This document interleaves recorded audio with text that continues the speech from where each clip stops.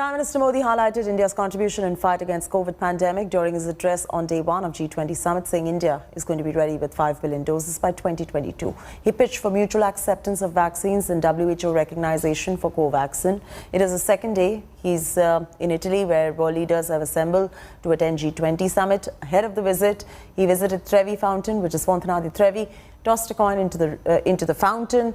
Prime Minister is going to be attending the second G20 session on climate change and environment today. Later on, he's going to have a bilateral meeting with Spanish Prime Minister. Then he's going to be attending third session on sustainable development. After that, he's going to be moving to the second leg of his European visit to attend COP26 summit in Glasgow. After the G20 summit, he's going to move on to Glasgow to attend the 26th Conference of Parties to United Nations Framework Convention on Climate Change. Prime Minister conveyed that India has not only vaccinated over 1 billion of our citizens, but more important is that we are ready to produce over 5 billion vaccine doses by the end of next year. This obviously will be available not only for our citizens, but the rest of the world. We also believe that the WHO's approval, the emergency use authorization for Covaxin, our indigenous vaccine pending with them, would facilitate this process of our assisting other countries.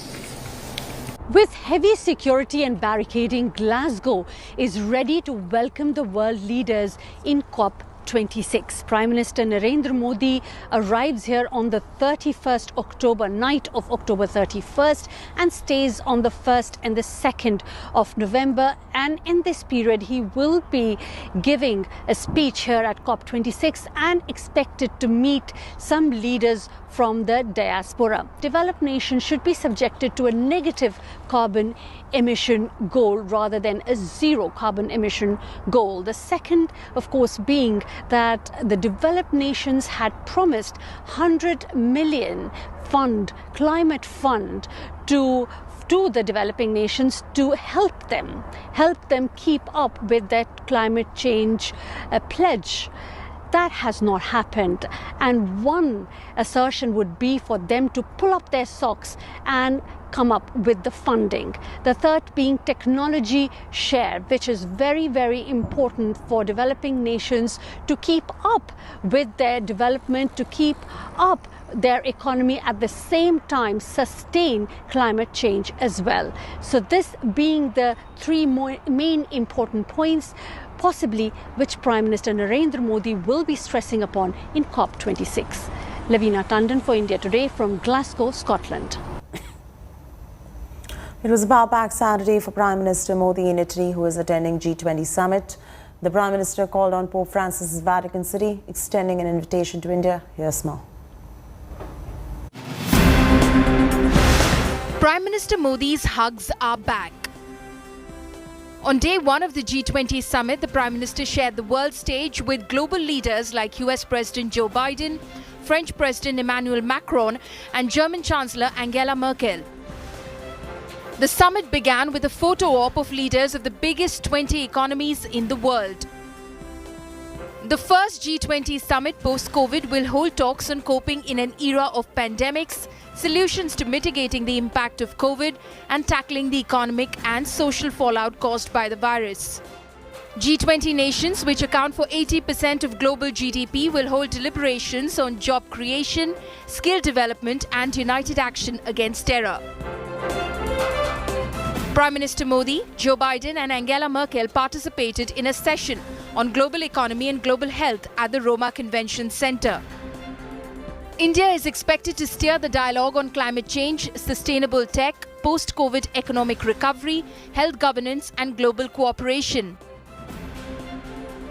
Earlier on Saturday, Prime Minister Modi also paid a visit to Vatican City with National Security Advisor Ajit Doval and External Affairs Minister S. Jaishankar to meet Pope Francis.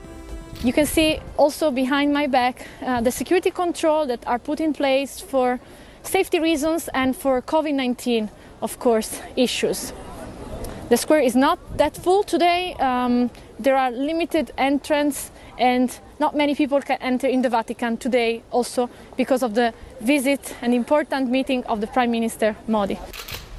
Originally scheduled for 20 minutes, the historic meeting between Prime Minister Modi and the Pope went on for an hour, where the Prime Minister invited Pope Francis to visit India. And I would like to see you in India. I got honored to receive you there. Yes. Thank you. The Pope has graciously attended the Prime Minister's, accepted the Prime Minister's invitation, and in his own words, I'm paraphrasing him, he says, "You have given me the greatest gift.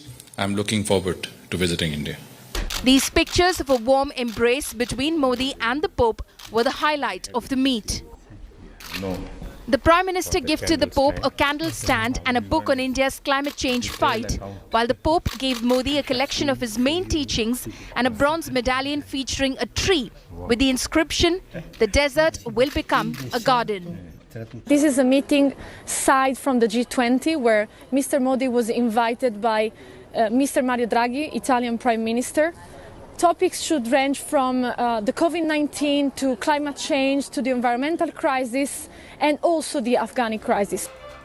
On the sidelines of the G20 summit, Prime Minister Modi held bilateral talks with Italian Prime Minister Mario Draghi as well as with French President Emmanuel Macron, among other world leaders. After the two-day G20 summit, Prime Minister Modi will head to Glasgow to attend the COP26 conference. With Elissa Serafini in Vatican City, Bureau Report, India Today.